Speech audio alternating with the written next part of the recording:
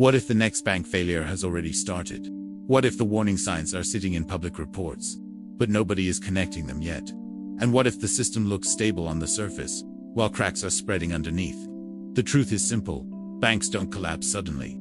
They collapse quietly, slowly, invisibly, until the final moment when panic hits and everything unravels at once. And today, regulators are running some of the harshest simulations in history, trying to predict that moment before it arrives. Behind closed doors, central banks model what would happen if the economy was smashed by a recession deeper than 2008. They imagine unemployment surging past 10%, corporate profits evaporating, markets plunging, and credit tightening so hard that even healthy businesses suffocate. These are the official stress scenarios, but the real question is, do they match the threats the financial system faces today? Because the next crisis rarely follows the script. Passing a stress test means surviving a hypothetical disaster, not the real one waiting in the dock. To understand the real risk, you must start with capital. A bank may look profitable, but if its capital cushion is thin, its survival becomes a coin toss. Common equity Tier 1 capital is the last line of defense when loans go bad or investments lose value. If that line weakens, confidence collapses, and the bank becomes vulnerable to even small shocks. And right now, one giant shock is slowly spreading through the system. Commercial real estate. Walk through any major city. Look at the empty offices, the half-lit floors, the buildings that used to be full but now feel abandoned. Remote work didn't just reduce office demand, it rewired it completely. Companies downsized. Startups left.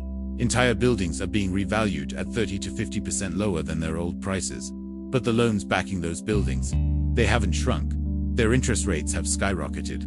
This is where the real danger lies. Banks, especially regional banks, lent billions to office developers during the zero-interest era. They assumed rents would stay stable, refinancing would be easy, and property values would keep rising. None of that is true anymore. Many borrowers are underwater.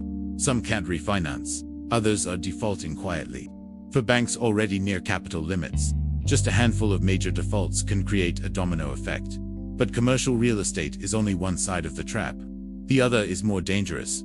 Deposit pressure. Regional banks rely heavily on large uninsured deposits, money that can leave instantly. No lines, no waiting, no hesitation. Just a tap on a phone, and millions disappear. That's exactly what happened at Silicon Valley Bank. It wasn't a slow collapse. It was a digital stampede, a modern bank run. The question isn't whether it can happen again. The question is how many banks are exposed to the same risk. Some regional banks have over 40% uninsured deposits. Others are concentrated in one industry. Some are tied to tech, others to real estate. A few depend heavily on local businesses that are themselves under stress. If panic starts, these banks do not have days to respond. They have hours. And once a bank begins losing deposits, it becomes trapped.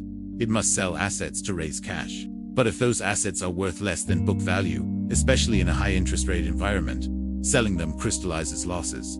Losses eat capital. Capital erosion kills confidence.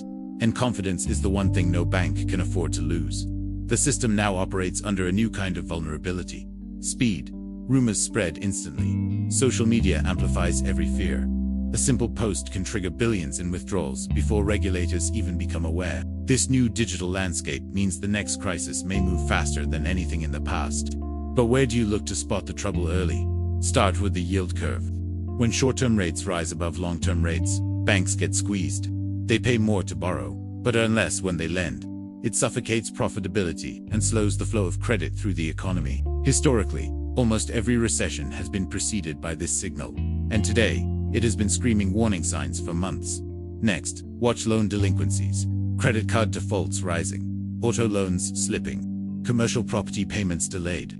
These numbers quietly reveal consumer strain before it hits headlines. When banks begin raising loan loss reserves, it often means trouble is nearing. Deposit outflows are even more critical. A sudden drop in deposits, especially uninsured deposits, is one of the most alarming indicators a bank can show. It means confidence is leaving. And when confidence leaves a bank, collapse becomes a real possibility. But the most overlooked signal is capital behavior. If a bank suddenly raises capital, why? If it slashes dividends, what is it preparing for? If it stops buybacks, what risk does management see building internally? These decisions are often messages, subtle warnings about stress not fully visible to the public. Layer all these signals together, and a picture begins to form. The next banking shock may not begin with a giant institution. It may begin with a mid-sized regional bank holding too many troubled office loans, depending on too many uninsured depositors, and operating with too little capital margin. The failure may start quietly. A missed loan payment, a small credit downgrade, a sudden shift in deposits, then a rumor, then a tweet, then a wave of withdrawals. And once the first regional bank falls, fear spreads. Investors look for similar weaknesses in other banks. Depositors ask new questions. Institutions with similar balance sheets face new pressure. Liquidity tightens system-wide. Markets move from calm to chaos in hours. Regulators will act. They will reassure the public.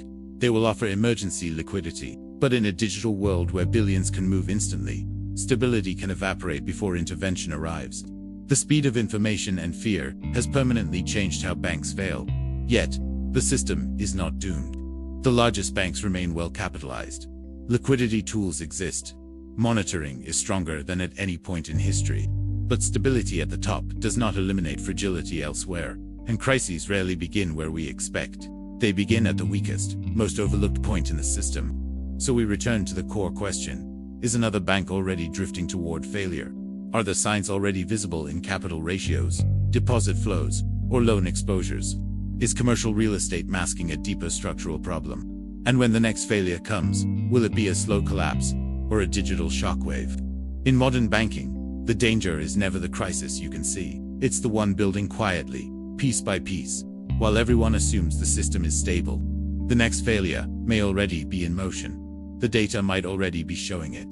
And the system, once again, may be far more fragile than it appears.